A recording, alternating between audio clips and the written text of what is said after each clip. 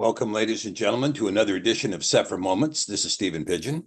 Tonight, we're going to be talking about a topic that is very interesting to me anyway, on reason. And I'm glad you're with us here tonight. I'm glad you subscribers are here with us. Remember, if you would like to chat in the live chat, you have to subscribe to the channel. This keeps our decency ratings up very high in the comment section. So I want to welcome everybody to the chat and welcome everybody to this particular video presentation. And of course, we're going to be looking at scriptures that are derived from the Cepher Millennium Edition. And just in case you're wondering, for those of you who are already pre-ordering the large print flexible bind Cepher, those are coming in shortly. They're going to be on the dock here pretty quickly. So if you pre-ordered, you should be expecting yours pretty soon. And we found out something about the flexible bind that's really good. There have been interesting prohibitions that have arisen in a lot of the prisons that prevent Bibles or scripture from being sent into the prison. For instance, in a lot of prisons, only the publisher can send in books into prisons. And because we're the publisher, we were able to do that. We sent a lot of copies into prisons, particularly in the central United States. However, we have discovered that there's been a change in the rules and they don't want to allow hardbound books anymore.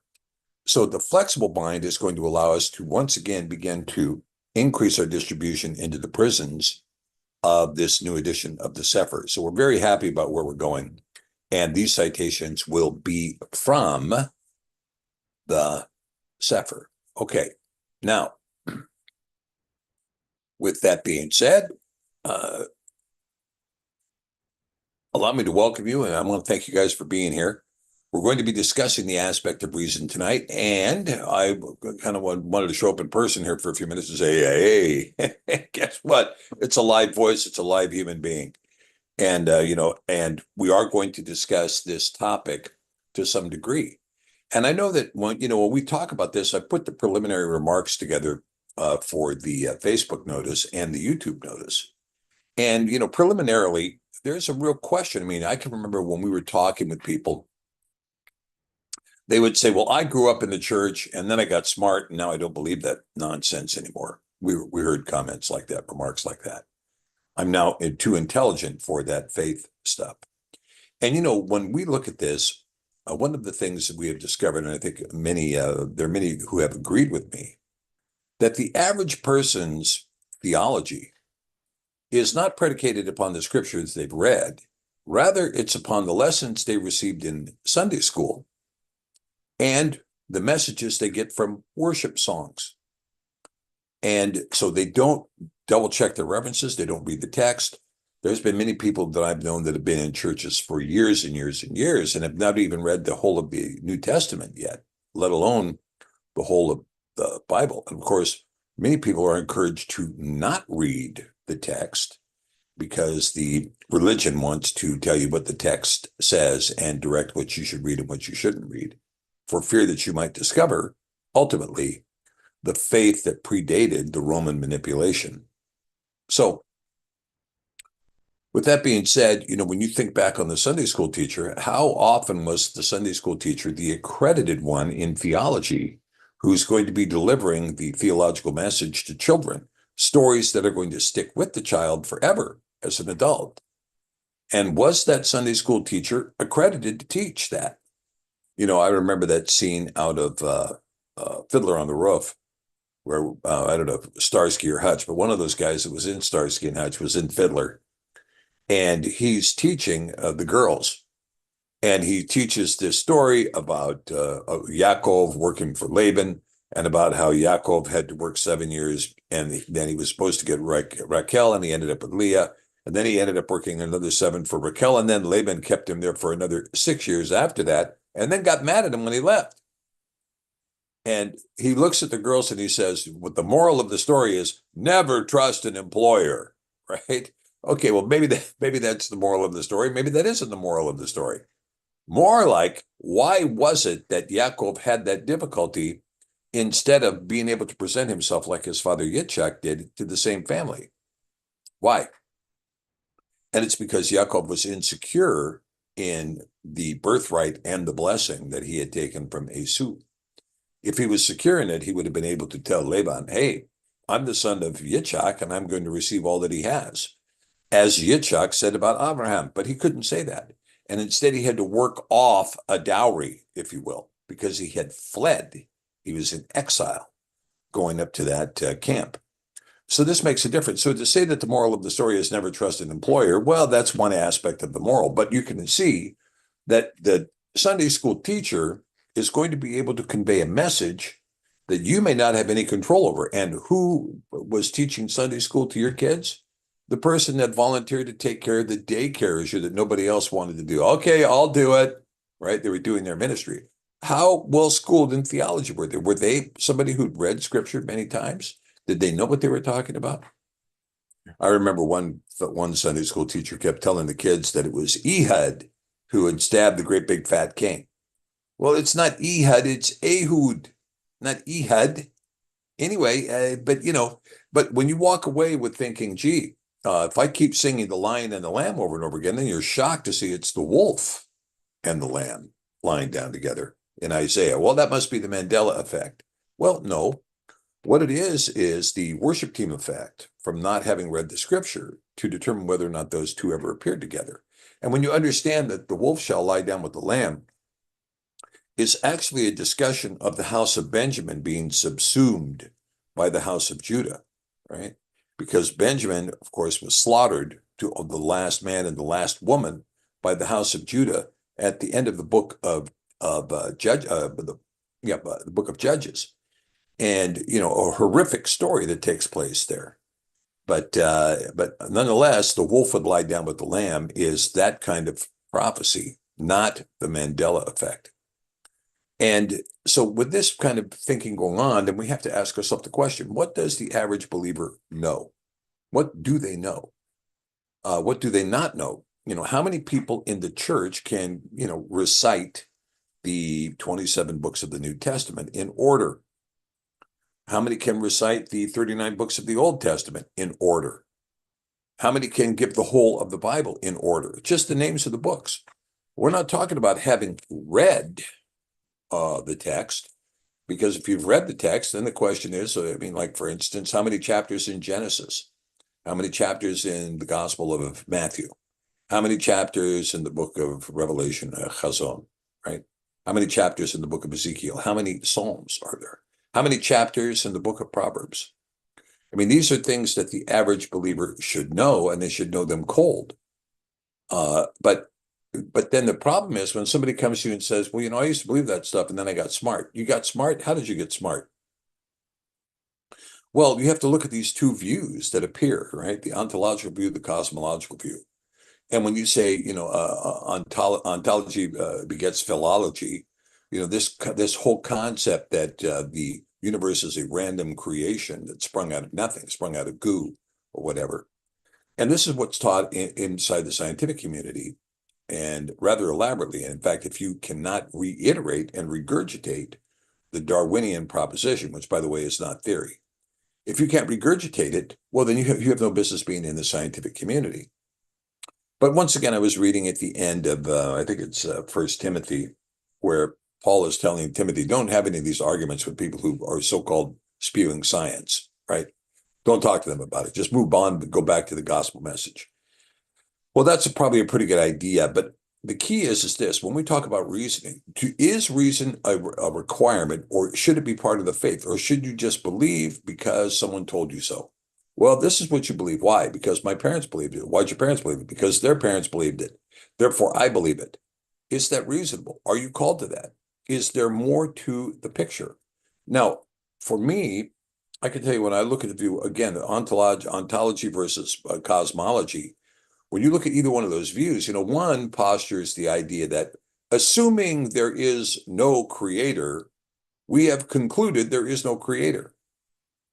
And that's really the basis of all modern science today. Assuming there is no creator, we've concluded there is no creator. And all of our inquiry will be based upon the conclusion that there is no creator. And if you try to enter the idea that there is a creator, well, then you're cast out of the community. Now, compare that to the other view, which is assuming that there's a creator, we've concluded that there is a creator. And then we're going to ask the question in terms of the scientific inquiry, what did the creator do? Not how did this stuff get here in the event there was no creator, but what did the creator do? Can we understand that? Can we know that?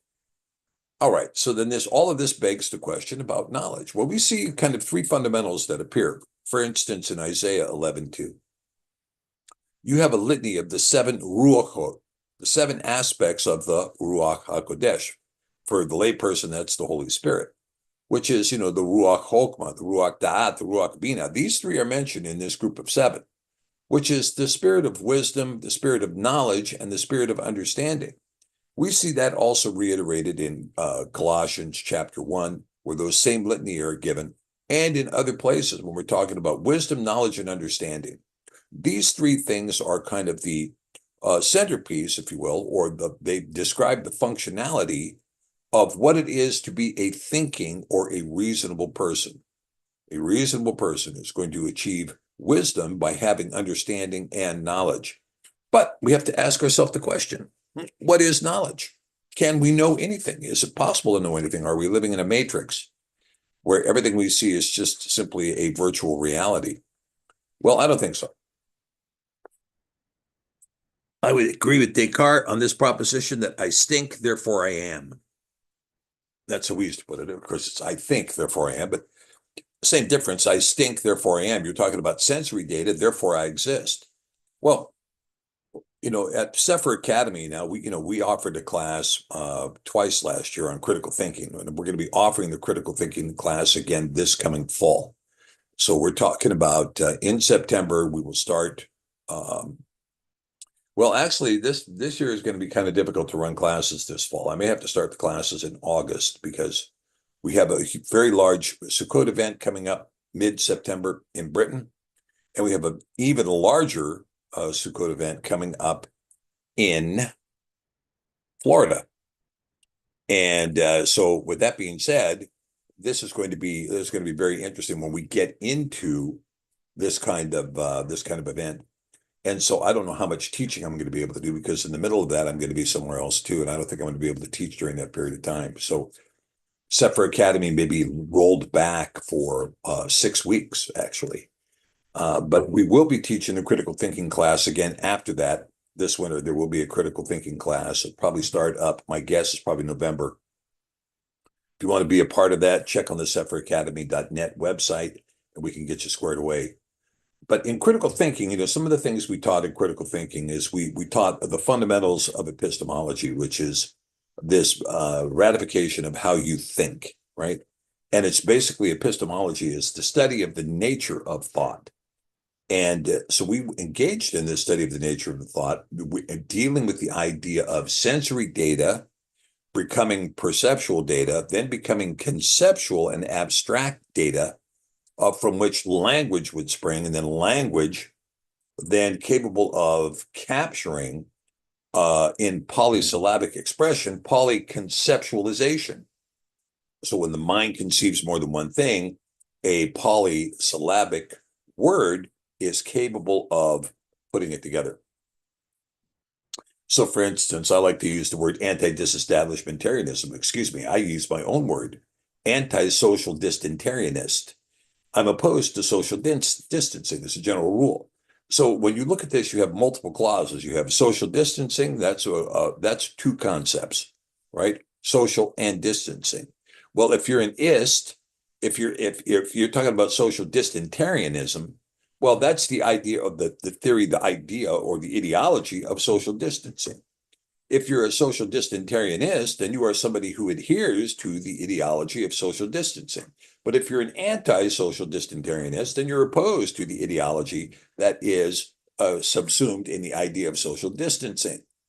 So you can see this is a polyconceptualized word, and it requires expression in polysyllabic expression.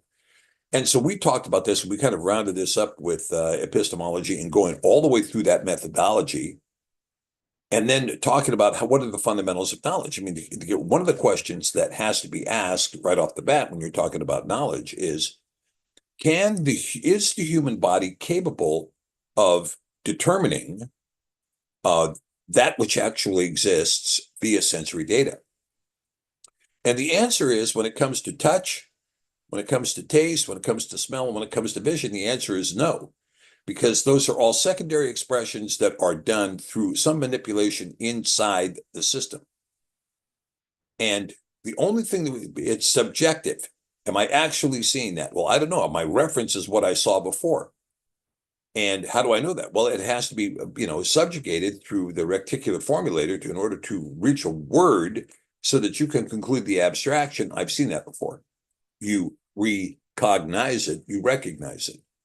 But there is one sensory perception that is effective at determining whether or not you can correctly identify reality given the human senses, and that is the sense of hearing. Because with hearing, you see this demonstrated all the time when you hear a choir sing, because the choir is singing in tune as they tune to each other while they're singing. Now, at least a good choir sings in tune anyway. And so when you see people singing in tune, they're hearing the data and adjusting to the data in real time. It tells you that the sensory data that comes through the ear is, in fact, genuinely existing at that time. So when we talk about knowledge, the real question in knowledge is, can we correctly identify that which exists? That's the big question. Can you correctly identify that which exists? Now, if you cannot correctly identify that which exists, then you suffer from a disability that could kill you. It could kill you if you can't correctly identify that which exists. If you have no depth perception and you put your foot over an edge and you think it's only 1 foot down, but it's actually 11 feet down, well, guess what? You're going to have a problem. So being able to correctly identify that which exists requires a hypervigilance inside the mind. And the hypervigilance inside the mind requires a specific discipline to delineate and to define the sensory data such that it is filed and put away without extra peripheral nonsense, correctly related to a particular given word. Like, let me give you an example. If you don't know what a word means,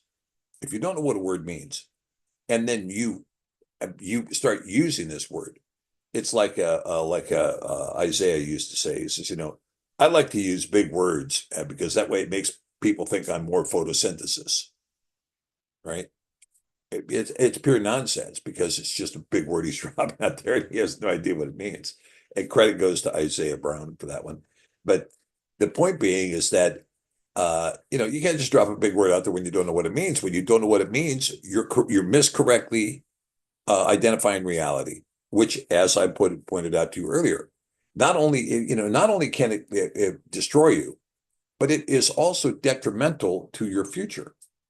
If you can't tell the difference between diesel and gasoline, and you put diesel in your gas engine, you're going to have an issue.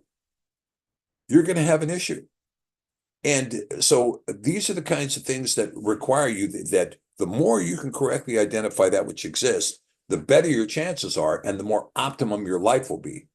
Okay, so this structure of thinking is called reason. It's called reason. And with reason, we use primarily, there's basically two forms of reason, right? And the two forms of reasons are inductive reasoning and deductive reasoning. And inductive reasoning is what is done with the four senses, the vision, smell, taste, and touch. That is done inductively. So, for instance, you touch something. Gee, can I touch that? Yeah, I can touch it, but it sure is hot. Okay, I don't want to touch that. Then you look at it and you say, I remember that was hot. Let me touch it again. And the more you touch it, the more you can determine the heat, because you're developing a set of empirical data that is going to arrive at a conclusion that will allow you to determine the truth of the concept. When you're a baby and you're looking at your mother and you're saying, I want to communicate with her, what do I do? And you say, no, none of that works. And finally you stumble on ma, and that works. And once you start getting you get feedback that the ma is working, then you have empirical data that allows you to say, okay, I can do this and I'll get a response. The only difference is you have deductive reasoning in terms of hearing, because it's real-time audible confirmation. Now, when we talk about deductive reasoning is the idea of using logic and rational thinking and logic. And we also taught this, I taught this twice last year in the critical thinking class.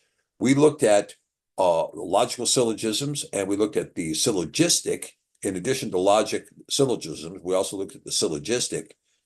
And the syllogistic, I'm not going to get into all of that stuff right now, but to give you a typical example of some logical syllogisms, you have what's called modus ponens, and modus ponens is A, therefore A. Well, if we say A, here, A is true, right? There is a big dog in the cage. Okay, so that is A. Therefore, there's a big dog in the cage. Well, assuming that there's a big dog in the cage, then this is true.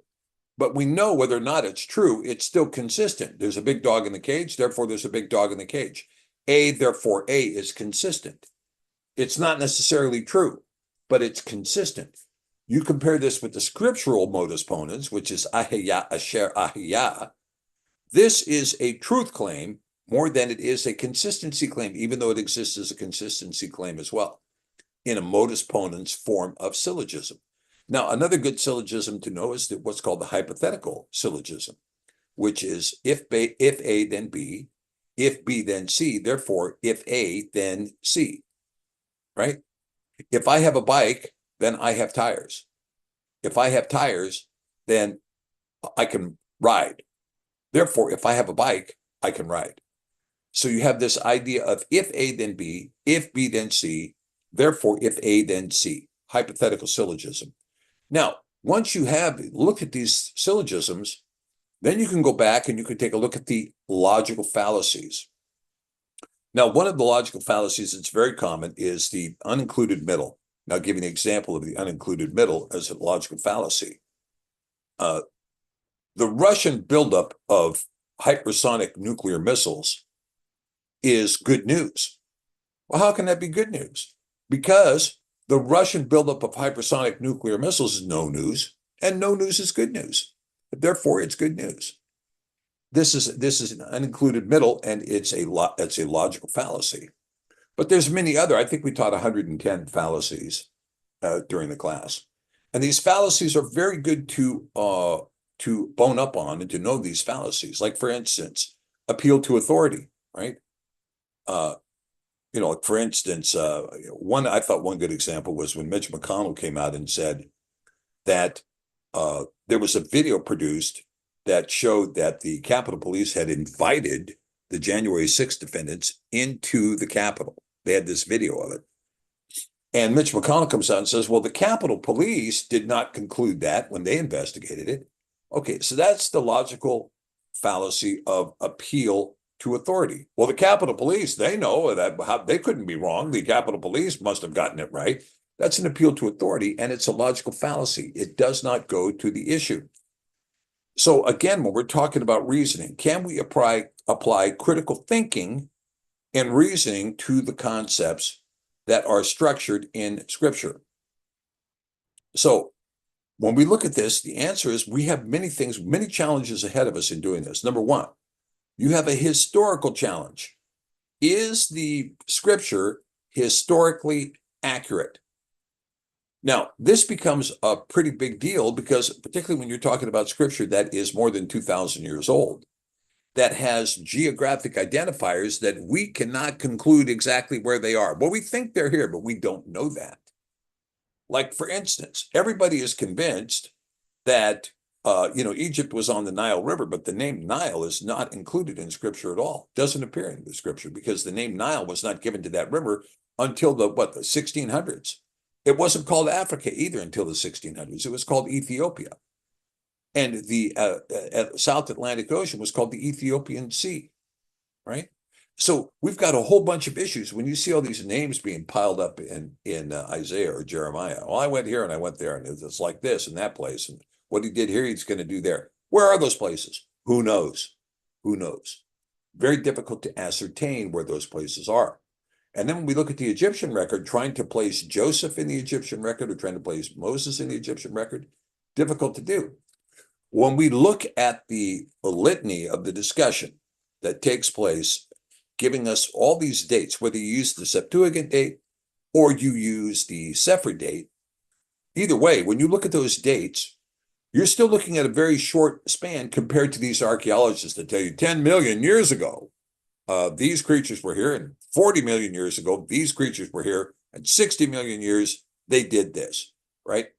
And of course, most of that stuff I find to be patent nonsense. And of course, most of the carbon dating, which has been recently demonstrated, depends upon an assumption that may not be actually true, which the assumption was the assumption of Einstein that said, gee, light travels at a constant speed. Well, now the physicists are going, no, light doesn't travel at a constant speed. And not only that, but the farther back you go, it may have increased logarithmically in its speed. Well, that changes the shape of everything, particularly when it comes to carbon dating, right? And so what we do have is this. We have some interesting dating that's now appeared in the record. Graham Hancock is responsible for a lot of this dating, and I think it's a good way to date things, which is to review the cosmology that is expressed in the ancient megalith or the ancient artifact, because there is the ancient artifacts would typically set forth a cosmological dating by putting stars in the sky in a particular array so that you could see, oh, gee, that happened here at such and such a date. And for instance, the megaliths that are on the island of Malta all pointed to Sirius. But the difficulty is they don't point to Sirius now. Well, what does that mean? Well, that means that there was a different orientation at some time. And when they lined up the orientation with what we know about it now, they were able to conclude pretty conclusively what year that temple could actually see Sirius through that crack. And so this gives us kind of a very interesting timeline. The same thing with Göbekli Tepe gives us a very good timeline, because those birds that you see carved on the stones were not birds, but were actually the shape of constellations that they had given different names. What we want to call Orion, or we want to call Aries, or we want to call Taurus. They gave those stars different names and the shapes of birds. And this is referenced in scripture in Jubilees chapter 8, when Canaan found the ancient writings that looked at the omens of the sun, the moon, and the stars also, and wrote it down and sinned doing that, right? Yeah, okay, so Ron Halsey says, reality and Mitch McConnell don't mix. Okay, well, now, Ronald, that's a bit of an argument ad hominem, but I'm going to go with it. I want to go with it. Okay. Yeah, so at any rate, when we take a look at the idea of reasoning now, we can see that this kind of thought, when we begin to look at scripture, we begin to think, okay, can any of these things be substantiated? Now, one of the things that's happened for a lot of our community, like the people that are here in the chat, is that once you begin to understand that the English text was based on a Hebrew text for the most part in the Old Testament, a Greek text for the New Testament, and the Apocrypha. And so when you see that, when you understand that, then you can go back and start to look at the Hebrew. When you look at the Hebrew, man, do you find a wealth of knowledge, because the Hebrew is like an ever unfolding onion that's got more and more layers of truth the farther you dig into it. And so because of that, a lot of you have come a long way in terms of mining the treasure that is the Hebrew language. And the Greek language can also be mined as well for equal treasures. Although the Greek is infinitely more complex and replete than is the Hebrew language. But the Hebrew language does have its beauty to it. And I think there is also there's a supernatural ingredient to the Hebrew that is really very, very significant, that where Yah is saying something in more than just the word, like in the Aleph Tav, for instance, right? Because Mashiach says, I am the Aleph and the Tav. And then you see the Aleph Tav in Genesis 1:1. Well, that's got a lot more statement to it. But anyway, so when we talk about reason, we have to see that reason now is something that is going to be central to the believer. Can you reason concerning the scripture? Now, my friends, when I was a young man, they were all atheists, and devout atheists, I might add. And when I announced that I was a believer, they said, how could you do that? How could you do that? How could you be so nuts as to become a believer? And I said to them, because I can, and that's enough. Because I can, and that's enough. And because there was the option to believe or not to believe, it gave me a very strong indication that we did, in fact, have this ability to accept or to deny. And that spoke volumes to me. If we were automatons living in a vacant world, there wouldn't be a choice to even consider any such thing. It would just be, you would do like an animal, eat, sleep, and die, And but there is more to life than that. Why? Because we're conscious, because we have consciousness, because we think. And because we think, and it's not just that we think, because when you look at human life, right, what do you see? Every other species on Earth just kind of gets along, right? They live in their habitat. They're born into their habitat. They don't have to go out and buy clothes. They don't have to build a house. They go out there, they live in their habitat, they do their thing, and that's that. But that's not the case of human beings. We're strangers in a strange land. We're foreigners on the soil of the earth. Can you see that? We don't have a habitat here. There's no natural habitat for a human being. It's too hot, it's too cold, it's all of the above, depending on where you live, right? It's too rugged, it's too windy, it's too rainy, it's too snowy. It's too this, it's too that. If you stay out here, you're going to get exposed. If you stay out here, you're going to get sunburned. If you stay out here, you're going to freeze. All of these things. You can't stay out there. You have to have shelter. You have to have clothing. And so because of this, we're inordinate to the other species. And we're also inordinate to the other species in what? In that we speak, and we speak with polyconceptualization. You can say the dog speaks, right? Oh, you mean roof? What's around the tree? Bark, bark, bark, right? A dog can tell you, I want in, I want out. Hey, there's danger, But generally speaking, or hey, I'm hurt. Generally speaking, dogs don't speak, or orcas don't speak, dolphins don't speak. They may have a language that conveys a message of some sort, but they do not speak in polysyllabic, polyconceptual terms, orchestrating large concepts across the combination of alphabetic terms that we see inside of human learning.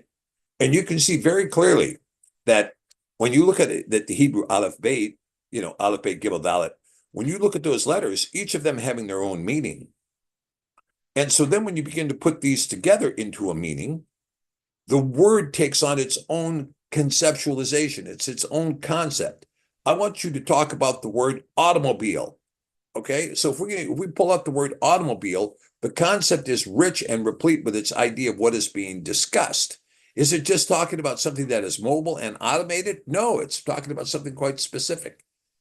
So the fact that you can take these letters and by putting them together, not like hieroglyphs, man went fishing, caught fish, killed deer, and this is the set of hieroglyphs you see. What's the story telling? The story is telling you in this particular word that the man went fishing and killed a deer. That's what it's telling you. That's what the hieroglyphs are telling you. That's not what a language tells you. A language has these disparate letters like Torah, right? Tav, Vav, Resh, Hey. Well, Tav, the mark of salvation, Vav, the sign of the cross, Resh, the head, Hey, behold, right? Hey, behold the head of salvation through the cross, the Torah, right? So this is it's Terushah. But when you look at its Terushah, does this mean Torah in terms of instruction? No. The concept of instruction is embedded in the word, embedded in the whole word. This kind of conceptualization does not exist in the animal species. It exists in mankind. And, even though Darwin says that if you put enough monkeys on enough planets, they'll eventually type the Bible, that's been proven statistically impossible, that there is no universe large enough or time span long enough to accomplish the random construction of the Bible. Not to mention the Cepher. Okay, so when you see this kind of an idea, we can see that man is inordinate to the planet, inordinate to other species, and consciousness itself is inordinate. It's inordinate. We have an inordinate level of consciousness. Why?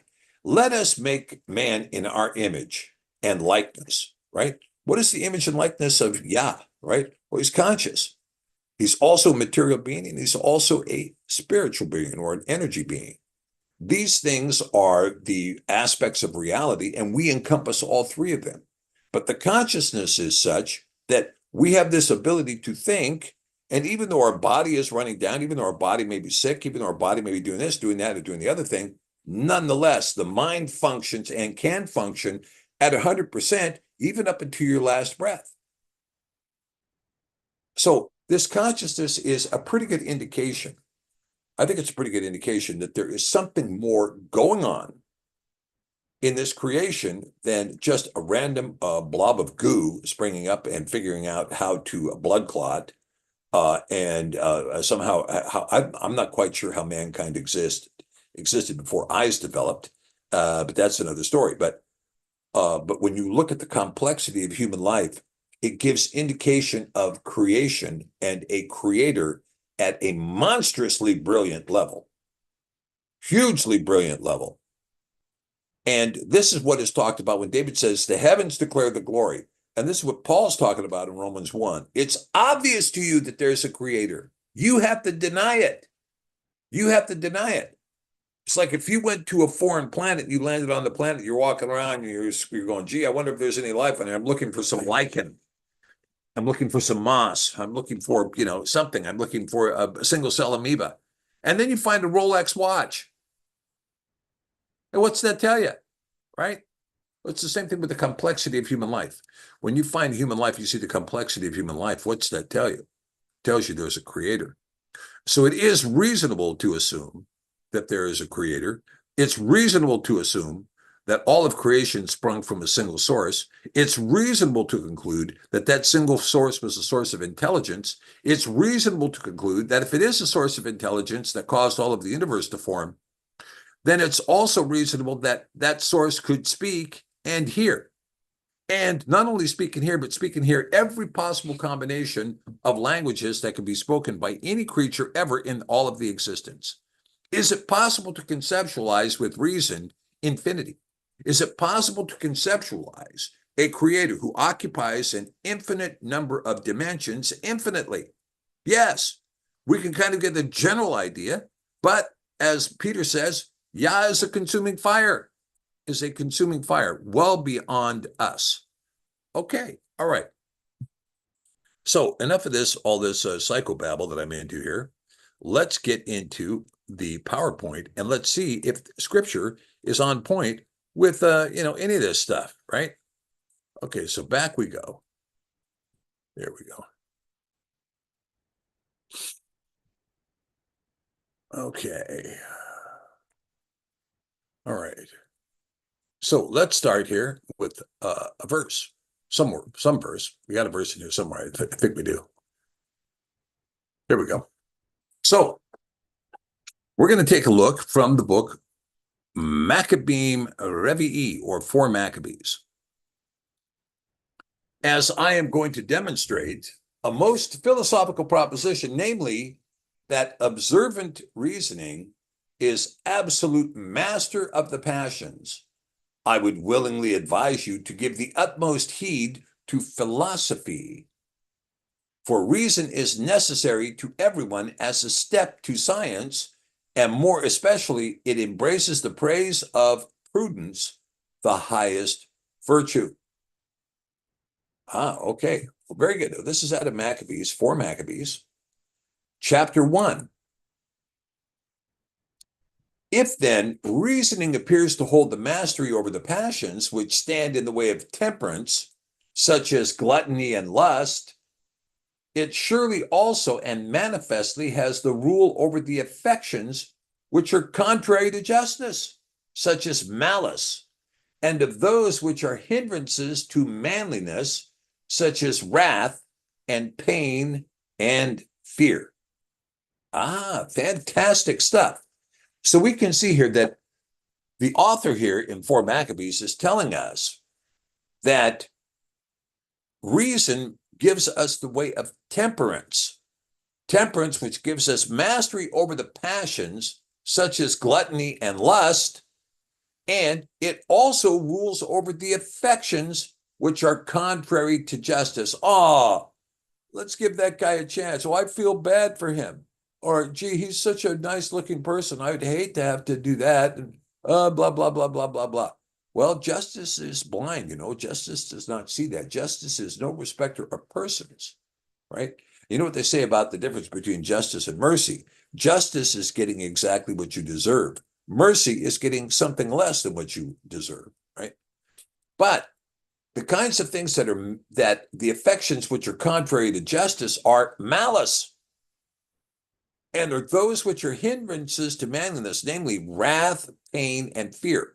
Now, wrath here, the writer is saying that wrath, what you're talking about here, what this writer is talking about, is he's talking about the personal anger of a man being expressed in wrath. But that is a hindrance and is contrary to justice. Also, fear is contrary to justice. Fear is contrary to justice. And pain is contrary to justice. So, is reason capable of ruling over pain? Well, that's a real question. Okay, and Sandler asked, am I going to post this PowerPoint for us to download later? Yeah, I will. I'm probably just going to post it. I don't think I can post it in the chat. Maybe I can. I don't know. Let me take a look here and see. Maybe I can post it in the chat. No, I don't think so. Let me go back to the PowerPoint here. Hello. Yeah, I'll double check and see if I can post it in the chat. If not, it's going to have to be posted probably on the Telegram channel when the video comes up. And I think Jonathan Netzloff will also post it on Cepher.net, where we maintain all these videos. We do maintain these videos, and the PowerPoints do accompany the videos. And while we're speaking of that, Sandy Blair, there is going to be we are going to be making virtually all the videos with the PowerPoints, and in some cases with transcripts, available on a thumb drive, on an engraved thumb drive from Cepher.net. And hopefully we're going to have that rolling sometime in July. So look for that on Cepher.net. That should be coming. Okay. Now, how then is it, perhaps some may say, that reasoning, if it rules the affections, is not also master of forgetfulness and ignorance? But they attempt a ridiculous argument. In other words, this is a logical fallacy that does not follow in its reasoning. For reasoning does not rule over its own affections, but over such as are contrary to justice and manliness and temperance and prudence, and yet over these so as to withstand without destroying them. In other words, yeah, there's going to be pain. Yeah, there's going to be fear. Yeah, there's going to be some malice. Yeah, there's going to be some wrath. But you want to control them, as my friends in Tower of Power would say. You've got to keep your monster on a leash, right? Got to keep your monster on a leash. All right. The question, therefore, is whether reasoning be absolute master of the passions. Let us determine, then, what is reasoning? What is passion? And how many forms of the passions, and whether reasoning bears sway over all of these?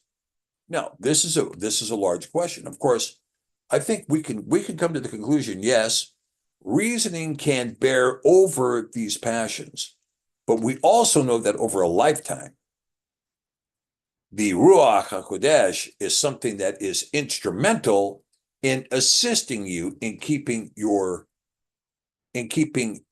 reasoning ruling over your passions. Now, when we talk about this, there's a couple of tools that we used to use when we were younger. One of the phrases we used to use is this: emotions are not a tool of cognition. They're not a tool of cognition. You can use emotions for feedback, but it's like, for instance, if you're marketing a product and you're selling something on Amazon, for instance, you want to concentrate on the quality of the product and the transaction at hand. When you're done with all that, then you ask for the question, okay, well, how was your experience in buying this product? Well, I didn't like it, and this was okay, and I'm gonna give it 2.5 stars. Okay, well, that's emotional feedback. 2.5 stars is emotional feedback. How'd you like that person? Well, I'm gonna give them 2.5 stars. I like the reporters to come up to you and say, okay, Tom says, post it on the comments. Okay, I'm gonna try to do that. I will try to do that. I like the people that come up to you, the reporters. How do you feel about these events? And my answer is emotional. I mean, if you're going to ask a stupid question, how do I feel about these events? Well, I feel emotional. What difference does it make to you how I feel about it? Oh, we just want to empathize with your emotion. Why don't you ask me what I think about what happened? Because reasoning is the master over the passion. Okay. Yeah. So Chad Hudson says Navy SEALs can reason past their pain. Yeah, that's a remarkable statement, Chad. And yeah, and I think that is true, right? I think that is true. And we get a story here in 4 Maccabees that tells us they did reason beyond their pain.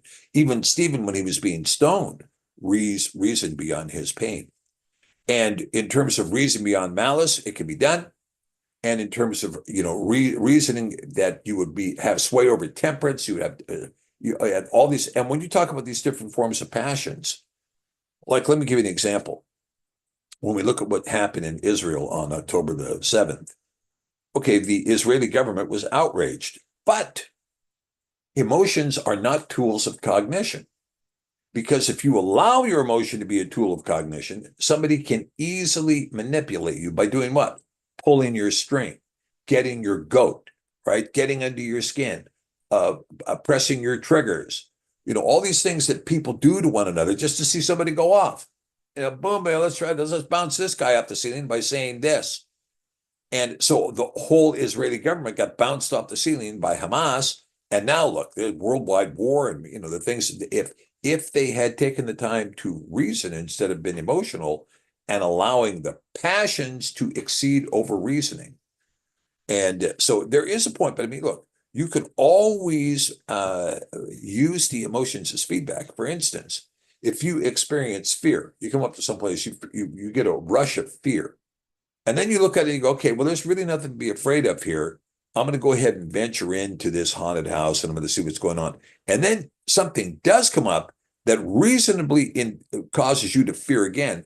That fear is valuable feedback, adrenaline in particular, valuable feedback. You're in danger. You have to do something. Okay. That's one thing. But when you're talking about reasoning has to be the master of these passions, right? All right. So again, and when we talk about passions and you talk about emotions, emotions are found in every organ of the body, right? Every organ of the body and in the muscles of the body and even in the bones. And this is part of the reason why part of the mind's memory is not just in the subcortex of the brain, but also is down the spine and all the nerve endings. There's memory inside of all the nerve endings, right? And so these things are also true. So how many different kinds of passion? Well, all kinds of passion. Reasoning is then intellect. Intellect accompanied by a life of rectitude, looking, reviewing, thinking, putting foremost the consideration of wisdom. What does David say? I meditate on your word all day long. I meditate, I think, I cognize, I review, I criticize, I analyze. And wisdom is the knowledge of divine and the things of men and of their causes.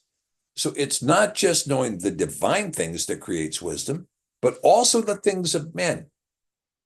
Well, it's my experience that if you say that this time to that person is going to be extremely angry with you. If you say it this way, they won't be. And this is contained in the education of the Torah, by means of which we learn divine things reverently and the things of men profitably. I've learned that, you don't even take a soldering iron and touch it to the solder until the soldering iron is perfectly screaming hot. Then you touch it to the solder. Don't go prior to that. Or, there's just a number of things that you can learn that make a huge difference. All right. That's called wisdom. Okay, here, let me give you an example of wisdom. I'll show you an example. This is in running a skid steer or a tread steer. Okay. So the difference between a skid steer and a tread steer is a skid steer has tires, tread steer's got a track. Okay. Now, these things are going to operate functionally different in one respect, because when you go to pick up a load with the bucket, when you put the bucket down, you might want to lift up the body of the machine in order to keep the bucket so the bucket scrapes the ground. And you want the weight, the 9,000 pounds of the machine weighing on the bucket to scrape up what's in front of you. Well, on a skid steer, your front tires come off the ground. And these are the steering tires. But you can still push with your rear tires because your rear tires are still going. But when you have a track, it becomes very difficult if the track comes off the ground for you to do that. So with the track steer, they have a function called floating. And in this floating, you simply push this thing forward and the bucket goes down and goes clunk. But then when you push it forward any more than that, the track stays on the ground, although the weight of the vehicle is still expressed over the bucket. So the difference between that, using that floating function and not using it, is wisdom, because you have the wisdom to use the subtle nuance to get the effect that otherwise would cause damage. And we see this a lot. You see wisdom really developed when you see older people recognizing, for instance, when you're driving and you're looking down the road and you see somebody do something, you say, that person is going to make a left-hand turn, even though they have no blinker on. And they're probably going to turn in front of me because they're not paying any attention. A young driver says, no blinker, that person's not making a turn, period. That's the cognition. There's no blinker, they're not making a turn. The wise person looks and says, no, that person, just because they don't have the blinker on doesn't mean they're not going to turn. It looks like they're going to turn. Wisdom. And then wisdom at that point becomes what? Profitable. It becomes profitable because you didn't get in a wreck. Okay. And now in Maccabees, they're going to tell us here, and the forms of wisdom are prudence and justice and manliness and temperance. The leading one of these is prudence, by whose means indeed is that reasoning bears rule over passions. So when you see this now, the forms of wisdom are prudence. This would be prudent. This would be the right thing to do, the prudent thing to do. This would be the just thing to do. This would be the manly thing to do. And this is the thing of temperance. Now, I'm going to take a second and talk about temperance. But hold on just 1 moment.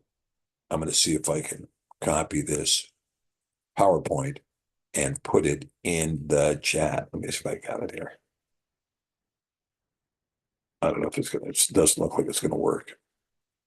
No, it's not working. Okay.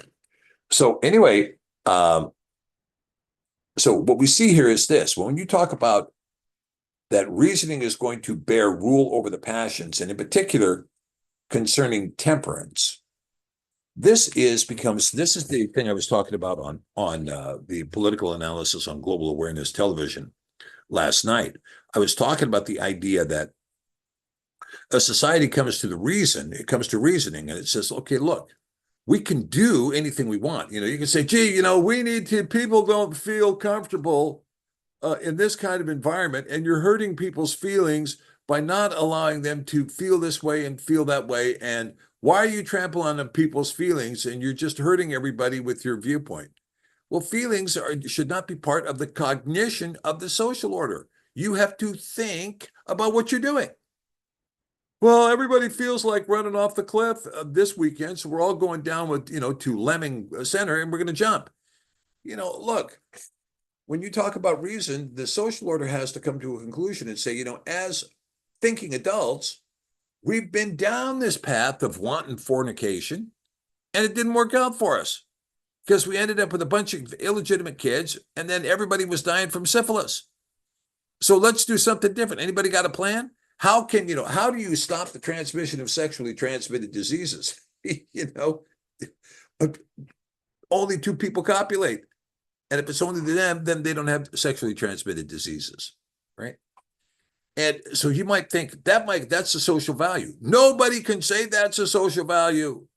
No. Because what's the underlying deal? Well, we want to be able to, license fornication and adultery as much as we want to do it. And everything else just has to shut up. Figure out how you can stop the sexually transmitted diseases. Figure out how you can keep us from coming down with this, that, or the other thing. Figure this out, because that's the only fair thing to do. No, that's not the only fair thing to do. How about arresting the behavior with intelligent thought by imposing temperance through a process of reasoning by saying, hey, this is reasonable for our social order. All right, so let me give you another example. We were talking about this the other day too. When you take a nation of Canada, the second largest nation in the world geographically, yet they have a robust abortion practice.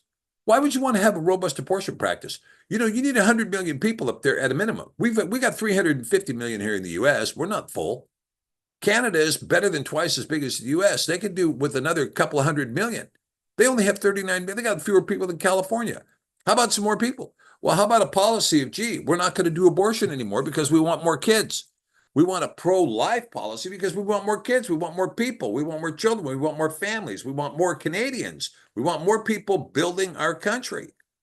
I mean, when you get up here in Alaska, man, we're desperate for people up here, So, it's going to take us a long time to hit 1 million people here in Alaska. But nonetheless, a robust policy of pro-life becomes something that is reasonable. It's reasonable. It's not how you feel about it. It's what a society looks and says, what is going to be the prudent thing to do for this social order so that we have more children growing up successfully, we have a reduced crime rate, we have families holding together, we have economies holding together, we have a structured, organized society that is predictable, that is safe, that is calm, that has longevity, and that is thriving and is bringing life more abundantly. Wouldn't you want to embrace those policies as a matter of reason? And in order to do that, you have to use reasoning to bear rule over the passions. To say, hey, the passions have to be submissive to prudence, to justice, to manliness, to temperance. The passions have to be this, right? And so the question that's being asked here in 4 Maccabees is, can reason do that? And the answer is, and he makes the point here, yes, reason can do it. Of the passions, pleasure and pain are the two most comprehensive. There you have the pleasure and pain principle back here in the ancient epic is being written about. And they also, by nature, refer to the soul. And there are many attendant affections surrounding pleasure and pain. Okay, so you got the two extremes, pleasure and pain. And then there's a whole bunch of, this is pleasure. This is very pleasurable. This is kind of pleasurable. This is, well, a little bit pleasurable. This is not so pleasurable.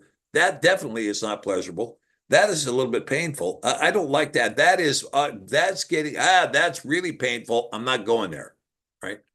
So you have this kind of, if you will, a continuum between pleasure and pain.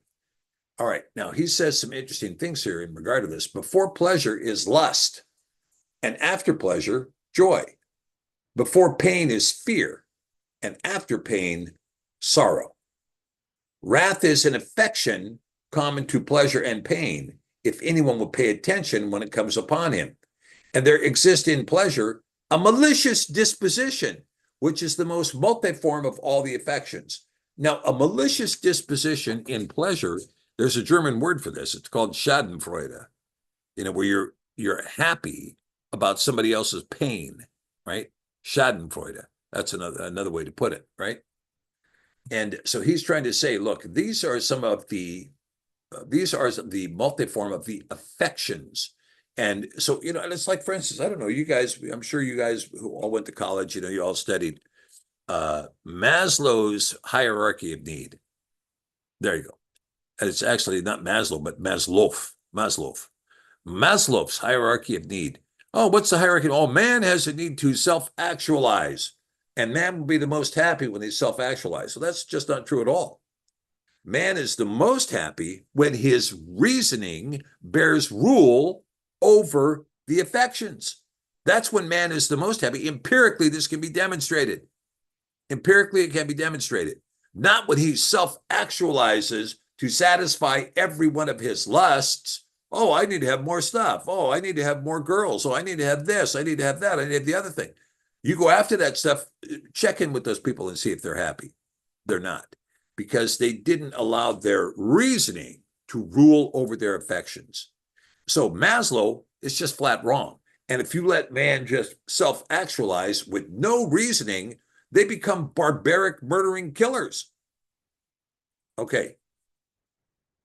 All right, let's keep going here. In the soul, it is arrogance and love of money and vaingloriousness and contention and faithlessness and the evil eye. That's what when you talk about lust in the soul. What's lust in the soul? Arrogance, love of money, vaingloriousness, contention, faithlessness, and the evil eye. Oh yeah. In the body, it is greediness, gormandizing, and solitary gluttony. You know what solitary gluttony is, right? Solitary gluttony is sitting alone in your room, stuffing your face, right, for hours on end. Solitary gluttony. Not a good practice. You don't want to be there for that. Best to get away with that. Best to have reason overcome your gluttony. Best to have reason overcome your gormandizing and your greediness. Best to have reason overcome this, right, in the flesh and in the soul. As pleasure and pain are therefore two growths of the body and the soul, so there are many offshoots of these passions. And reasoning, the universal husbandman, purging and pruning these severally and binding round and watering and transplanting in every way improves the materials of the morals and the affections. Okay? So this is, you've heard me talk about it before, but it's a form of discipline. When you say, look, we could go there, but we're not going to go there. We could decriminalize this, but we're not going to decriminalize this. We could make adultery the norm, but we're not going to make adultery the norm. We could make did you know that Belgium has just approved prostitutes as state workers? And so now, but they have an issue. If you're a prostitute and you're working, this means you get benefits, you get unemployment, you get all this other stuff. But during your time of employment, Belgium insists that you pull a certain number of tricks per night. So Belgium has become the pimp.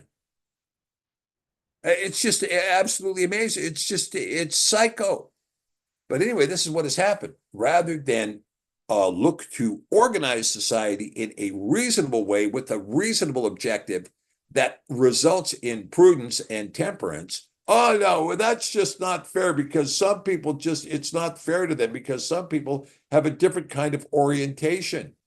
And therefore, we should sacrifice our reasonable demand to have a successful, profitable, moral society because somebody else has got a different preference.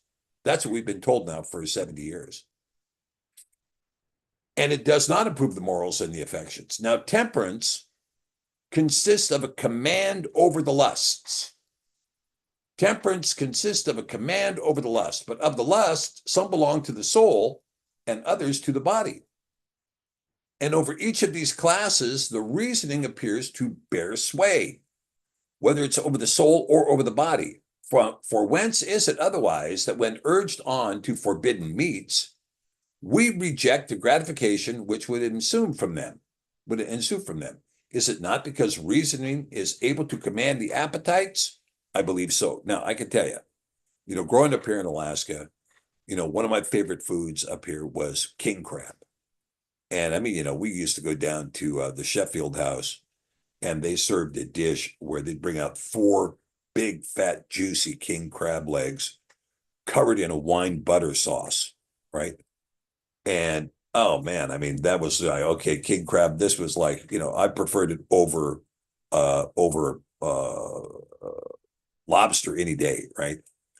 And but even so, lobster and king crab, oh yeah, well, there you go. That's the cat's meow. When you can afford to have steak and lobster or steak and king crab, oh yeah, you're in the seventh heaven, or so I thought. Then there came a day when I said, okay, no more, I can't do this. I cannot eat crab because it's not food. And so am I able to overcome the lust for king crab? Yes. Now, fortunately, I was also able to overcome the lust for eating pork. And I'm telling you, now that I've done that, it's no problem at all. No problem at all staying away from pork. No problem at all. Okay. Okay. Hence it is then that when lusting after water animals, like stuff you're not supposed to eat, right? Like eels and crabs, shrimp, and this kind of stuff. and birds. You're not supposed to eat certain. You're not supposed to eat a raven or a seagull. Who's going to eat a seagull? Nobody's going to eat a seagull, right? There's some birds that are edible. Many parts are edible, like the pine tree. And there's something in the good book about the chicken and four-footed beasts of all kinds of food, which are forbidden us by the Torah. Now, the four-footed beasts that are forbidden in the Torah, guess what? They're all coprophagiastic. That's the word you're going to have to look up on your own. They're coprophagiastic animals. That's why you can't eat them. We withhold ourselves through the mastery of reasoning. For the affections of our appetite are resisted by the temperate understanding and bent back again, and all the impulses of the body are reined in by reasoning. Reined in by reasoning. Okay. It also helps to have the blessing of the Ruach HaKodesh and a strong prayer life to help you rein in the lust of the flesh, the lust of the soul, the lust of the eyes. Okay, hey, all right. Well, we've exhausted that passage out of 4 Maccabees, chapter 1. So I'm sorry that I was unable to pay close attention to the chat, but if you guys have got any comments or anything that you would like to add to it, or any questions that you would like to add, now is a good time to do it. Okay. Yeah. As I say, I don't think I'm going to be able to I don't think I'm going to be able to add that PDF to this chat. It doesn't seem to take. Yeah, Chef in the Field on the River Sheaf. Yeah, John Hallam says, from Joseph in the Dream, yeah, the brothers bowed down to him. Yeah. He's talking about a city of England, Sheffield, but a pub in Alaska. Yeah. Public house used to be. And yeah, there you go. Sherry Salama knows what a coprophagiastic animal is. Yeah. And they are animals that eat feces. That's a coprophagiastic animal. And those are the animals that you're not supposed to eat. And that includes rabbits, right? And it certainly includes dog. And one of the worst meats you can ever eat is horse meat. That is one of the worst. Don't be doing it, right? It's really horribly bad for you. All right. All right. Let's see here. Yeah, unfortunately, I can't put the PDF here. So I'll put the PDF up in the Telegram channel, and it will be when this is posted on Cepher.net, it will be posted with the PDF. The PDF will come with it. Okay, so you'll be able to get it. All right. Okay. All right. So let's see. I'm not getting any other questions over here. You guys are a little slow on the draw here tonight. Or maybe I answered every question that you could have possibly had on the subject, which will also make me feel good. Okay. Overbuilt automotive. Hillary is one of those animals, right, Stephen? I didn't say it. I didn't say it. I've got no idea. I've never made a determination as to her appetite. And but I can tell you, one of the things we talk about this reasoning, and I want to kind of throw this out to you guys before I go, is that as believers, we're called to be able to justify our faith, to be able to prove our faith, right? This is what it says in Romans 12. To be able to prove our faith, we're called to do this. And this means that you need to be, when you're confronted with some of your friends, and you may have very intelligent friends, and if you do, and these friends are confronting you with very deep questions, you need to be able to answer them. You need to be able to answer them. So you need to find out what this is. Okay. So Chad says, what are your thoughts on Joseph and Mary sacrificing the turtle doves for sacrifice in regard to the king lineage, etc.? Yeah, well, the Torah is specific about a particular kind of sacrifice. And, there's 2 different reads on that. You can read, well, if you're a wealthy person, you're supposed to bring a ram or a bull. But when you get farther into the reading in Leviticus, when a woman comes out of her 8-day period of uncleanness, having given birth to a male child, 2 turtle doves is the appropriate sacrifice for presenting the child at the temple, which is what they did. So it was on top of the Torah. It was Torah observant, and specifically Torah observant, and well done, frankly. It wasn't in error or because they were poor. it was done because that was the specific remedy in the read of the scripture.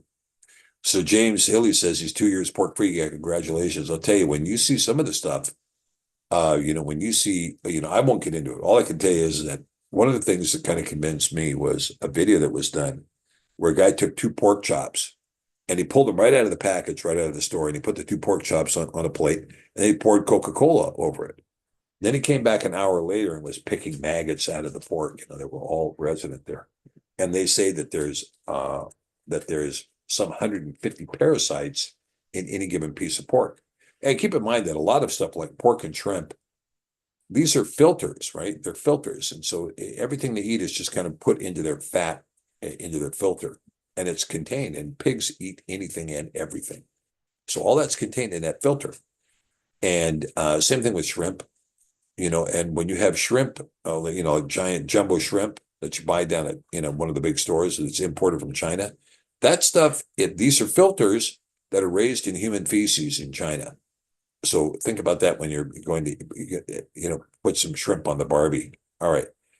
And Braided says they have gator at the butchers here in Georgia. Yeah, I know they have gator. And I mean, I've seen, camel and, all kinds of stuff that's available at, rare meat shops, most of which are not food, given from scripture. And let me give greetings to Lunatic Fringe 178. Good to see you there. And greetings from the north. Yeah, look, we're in the middle of summer now, are we not? Yeah. Good to see you. And a pickled pig's feet. That's another one that's like out of there, right?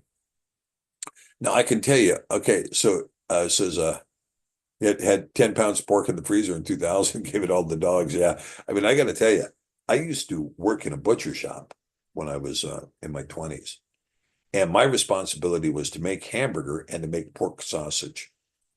And so we would make hamburger, and it was all from frozen meat products, right? So when the hamburger came in, we would make the hamburger with what was called 100 pounds of bull and 200 pounds of fat. So the bull would basically be all the red meat that came off the cow that wasn't used for steaks or roasts. And then you take all that and you put that in the grinder. Then we put 200 pounds of fat in with it, and we'd run it through the grinder. And then the grinder would kind of stir it up, mix it up, blah, blah, blah. And it would take out any bone chips through all these different filters. And then out it would come in 5-pound bags, right? Okay, that was the hamburger. And that was the so-called lean hamburger, 200 pounds of fat to 100 pounds of meat. But when it came to pork sausage, it was 300 pounds of fat to 100 pounds of so-called bull. But the 100 pounds of bull in pork is like a not very lean bacon. I mean, it's just, it's 80% fat. Then you're going to marry that with 300 pounds of fat. So what you get with pork sausage is really nothing more than pig fat. Always just pig fat that's seasoned.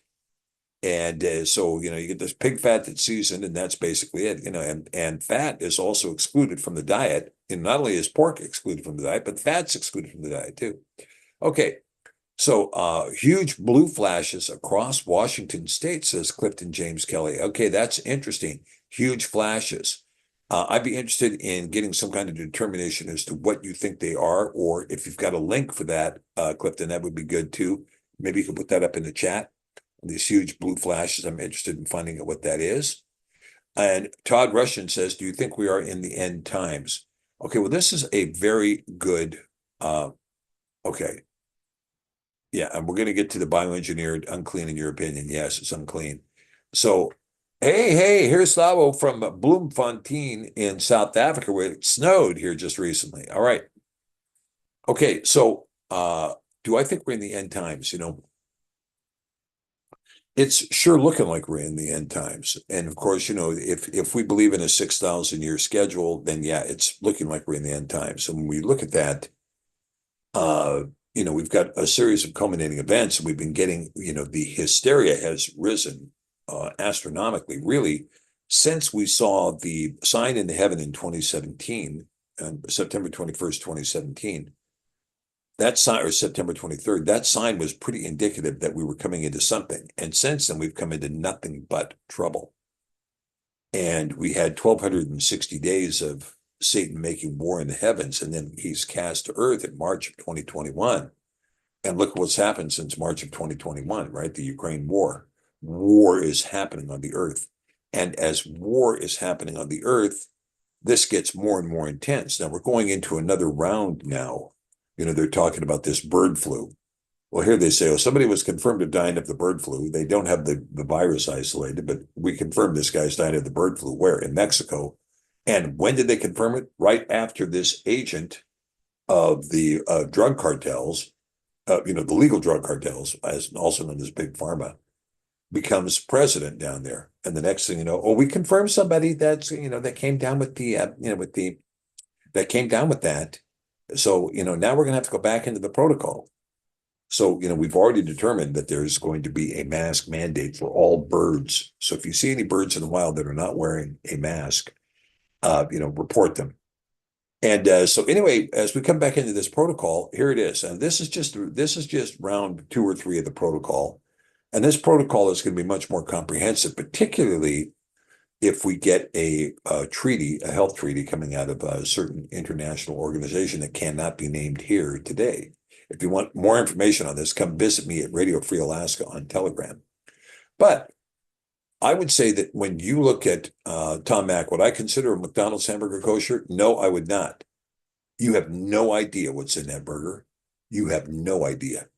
And no, I would not. I would not consider it kosher. In fact, one of my friends from Argentina doesn't even consider it to be beef at all. And so when we talk about we talk about the end times. Look, this war that's going on in Ukraine just continues to ramp up and ramp up and ramp up, and it doesn't seem to slow down at all. And now, the biggest thing that people should be fearful of is if Russia takes its most advanced weapons and gives them to Kim Jong-un in Korea. That's what people should be worried about, and he's talking about doing that. That will not be a friendly day if he does that. And it won't take many. I mean, they have thousands. Russia has about 6,000 weapons. They could put 50 there in the hands of the Koreans. And I want you to think about this for a minute. If Kim Jong-un said, oh, we got 50, launch them all. Start in your own mind, name 50 cities in America. Name the top 50 cities in America that you think would be hit. If you by the time you're done with 25, you will have named all the major cities on every coast. When you get to 50, you're in the secondaries. Okay. So, So anyway, and is anybody going to stop? Who's going to stop? Nobody's going to stop. They all want this war.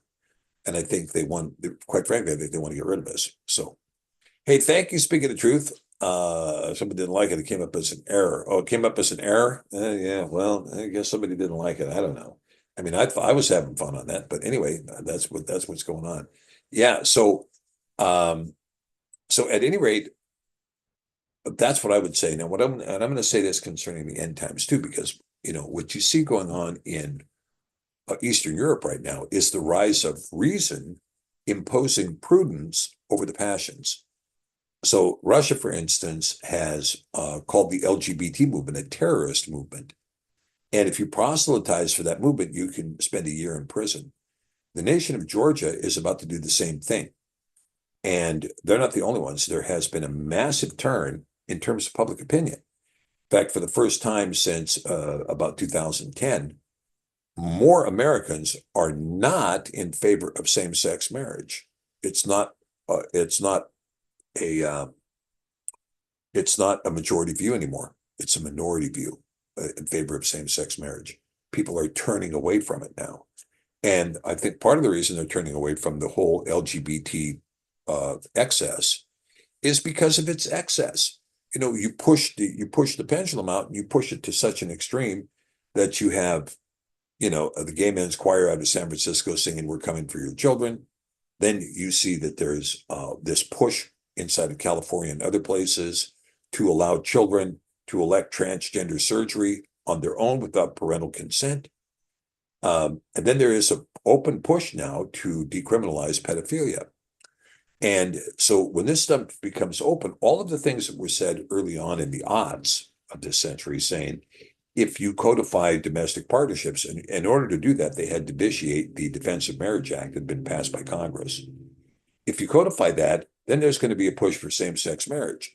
If you codify that, then there's going to be a push to normalize transgenderism.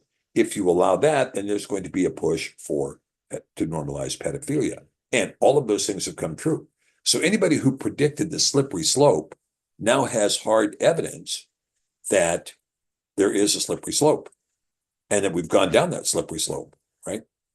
And okay, so Kimberly Giovanelli also says that there were blue flashes in Washington.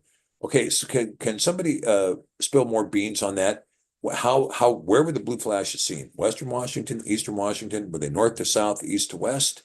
Were they distinct from something? How bright were they, and so on? Okay. And let's see, what else do we have? Yeah, Frankenbeans. Yeah, I knew it was you. I knew you were the lunatic. And yeah, Lynn says eel is tasty. I'm not eating eel, Lynn. Eel is not a kosher food. Anyway, that's just me. So I have to make sure that guys non-binary push people too far. Well, you have to keep this in mind too, Ronald Wolsey. When you talk about binary people, non-binary people are binary. Because if your choice is I'm either binary or non-binary, that's a binary choice, right? So a non-binary person is a binary person because they're one of two things. They're either non-binary or they're binary, in which case they're binary. So that pretty much covers it. Okay, Deborah Devari. Yes, Cepher Radio. I'm sorry about Cepher Radio, Deborah, and I'm really glad you asked the question because I've been trapped in preparation for Cepher Academy classes, trying to get things. We had a real big push here for 3 weeks, trying to get our garden in, and so it was a real workout trying to get all that stuff done. And by the time I tried to get to reading the Cepher, I was just exhausted. I am going to get back to it, though. I am going to get back to it. I keep telling you that, but I'm going to get back to it. Okay. Eating raw fish is okay as long as the fish is kosher.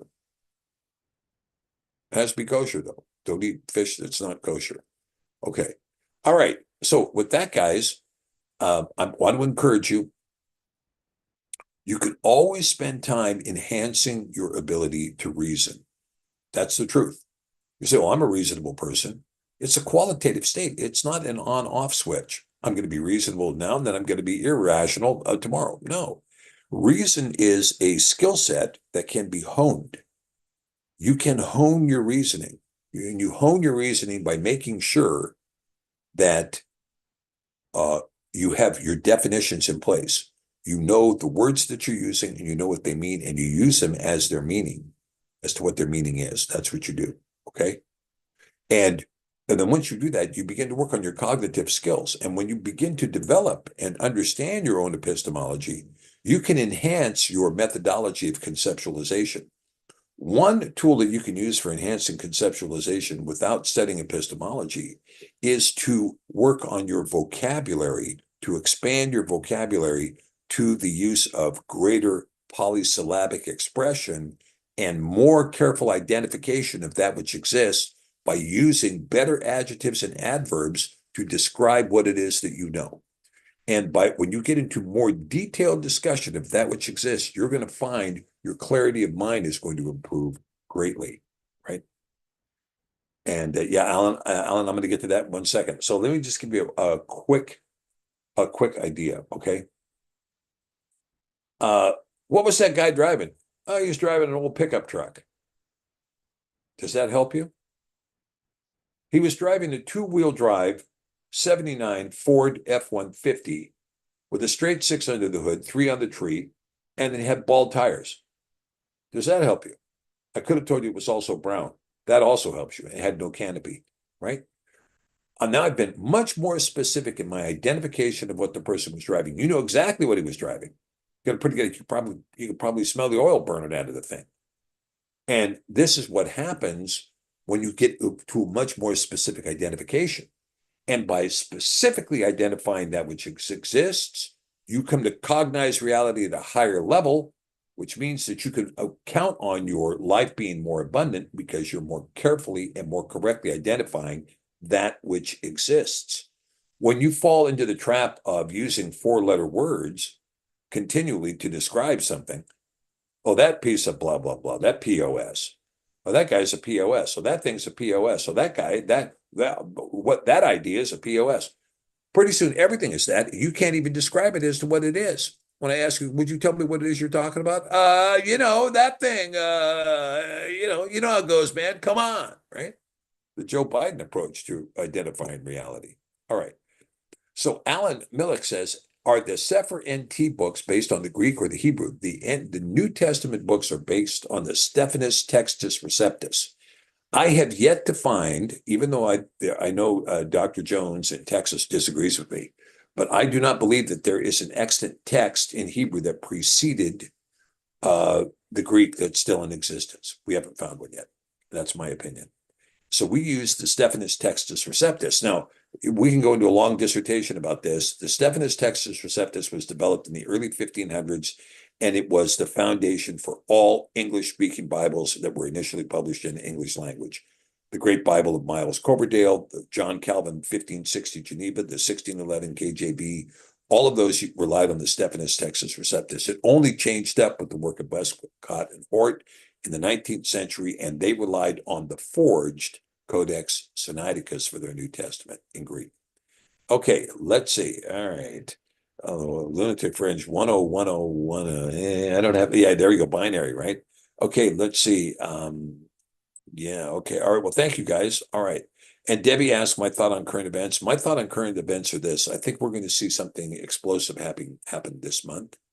I think that the St. Petersburg Economic Forum is kind of keeping things in a low key situation, but the dollar is going to be abandoned here this week, and you're seeing the BRICS move ahead in full speed, and most of the countries in the world are turning away from America, which is becoming more and more excessive. So ultimately, it's going to be, unless we get a change up in leadership at a very dramatic level, and all the leaders change their mind that are currently there, this country is doomed. That's what I think. All right. Okay, guys. I want to thank you guys. The Codex Sinaiticus is not older. Codex Sinaiticus was drafted by Constantine Simonides in the 19th century. He was writing it for the Tsar. He did a poor job and threw it in the trash can, which is where Tischburn found it, in the trash can. Then he's the one that claimed it was the oldest codex in the world. But Westcott and Hort eventually got in a big fight with him over that, but they have refused to allow me to see the letter. Okay, thanks, guys, and thank you for joining me on Cepher Moments, and we will see you next week with Yah's blessing, right? Be'ezrat Yahweh Sebaot Al Kadosh Hakad Yasharel. Okay, we'll see you later. Bye-bye.